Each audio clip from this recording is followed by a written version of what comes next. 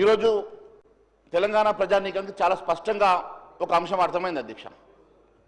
TRS ఖచ్చితంగా Congress party అడుగుజాడలో యూపీఏలో join కావాలన్న ఉద్దేశంతో వారు వేస్తున్నటువంటి అడుగులు ప్రజలు గమనిస్తూ ఉన్నారు అధ్యక్ష.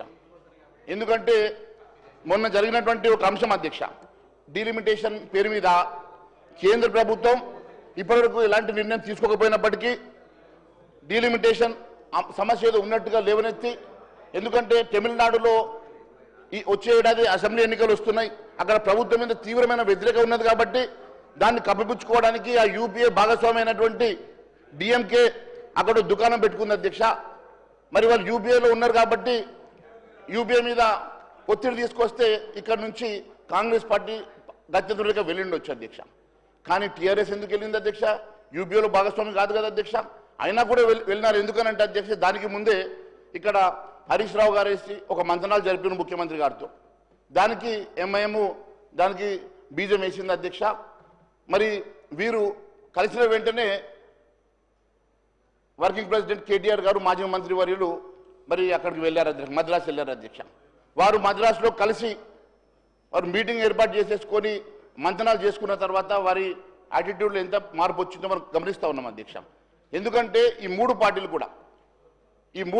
కూడా కుటుంబ పార్టీలు అధ్యక్ష.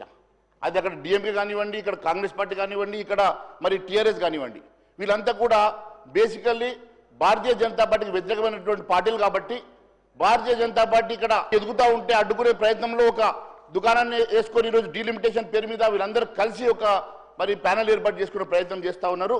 దాన్ని ప్రజలు కూడా గమనిస్తూ ఉన్నారన్న సంగతి నేను తెలియజేస్తా ఉన్నాను అధ్యక్ష. ఒక ఎజెండా పెట్టుకొని మరి వీరందరూ కలిసి మరి భారతీయ జనతా పార్టీని అడ్డుకునే ప్రయత్నం చేసిన ప్రజలు ఇదన్నీ గమనిస్తా ఉన్న సంగతి నేను తెలియజేసుకుంటూ, అసలు బీమారు తీసుకొచ్చింది ఎవరు అధ్యక్ష? రాజీవ్ గాంధీ గారు కదా అధ్యక్ష. బీమారు అంటే ఏంది అధ్యక్ష? బీహార్, మధ్యప్రదేశ్, రాజస్థాన్, ఉత్తరప్రదేశ్ 4 రాష్ట్రాలకి గతంలో ఎకనామికల్ గా ఇవన్నీ కూడా వెనుకబడ్డాయి. వీటికి అభివృద్ధి చేయాలనే ఉద్దేశంతో కాంగ్రెస్ ప్రభుత్వంలో ఉత్తర భారతదేశంలో ఈ బీమారు కార్యక్రమం తీసుకొచ్చి వారికి లక్షల కోట్ల రూపాయలు ఇచ్చి వారిని ఎకనామికల్ గా స్ట్రెంథన్ చేసింది మీ ప్రభుత్వం కాదని అడుగుతా ఉన్నాను. ఈ రోజు డీలిమిటేషన్ మీద మీరు రాహుల్ గాంధీ స్టాండ్ ఎందుకు అడుగుతా ఉన్నాను.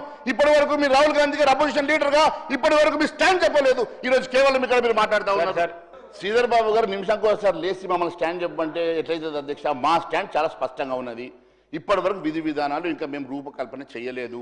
మేము ఇప్పటి వరకు దాని అంశం లోపల ఎలాంటి ఒక ఇనిషియేటివ్ చేయలేదు. కేవలం ఈరోజు మీరు అక్కడ మీ యూపీఏలో భాగస్వామైనటువంటి డిఎంకేకి రెస్క్యూ కోసం మీరు వెళ్ళేసి ఏదో ఒక దుకాణం పెట్టుకొని ఈరోజు మీరు మాట్లాడుకుంటున్నారు కదా. ఇప్పటి వరకు కేంద్ర ప్రభుత్వం ఎలాంటి ఇనిషియేటివ్ తీసుకోలేదు. దాని మీద రూపకల్పన విధి విధానాలు ఏమీ రూపకల్పన జరగలేదు. ఇది చాలా స్పష్టం. రూపకల్పన జరిగిన తర్వాత చర్చిద్దాం.